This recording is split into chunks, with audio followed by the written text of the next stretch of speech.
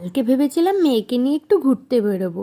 রীতিমতো আমরা বেরিয়েও পড়েছিলাম রেডি হয়ে, কিন্তু ওই একার সংসারে না ঘুরতে বেরোনো হয় না, বেরোলেই কিছু না কিছু জিনিস মনে পড়ে যায়।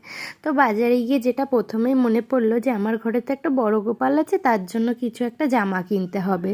তো জামার কিনতে যাওয়ার সময় এই আসনটা মনে পড়লো, তো এর দুটো পছন্দ হলো, নিয়ে নিলাম, আর বড় গোপালটার জন্য জামা নিয়ে নিলাম। তারপর হট করে মনে পড়লো আমার তো একটা নতুন ঘড়ি ব্যাগে আছে, ওটাকে কাটিয়ে নিয়ে হাতের মাপে করে নিই। দেখো, একটা গোপুর জন্য চেন আর দুটো আসন নিয়েছিলাম, আর এই জামাটা নিয়েছিলাম ঠাকুরের জন্য, আর কিছু ঘর সাজানোর জিনিস কিনেছিলাম, এই ফুলদানিটা, এই দুটো প্রদীপ।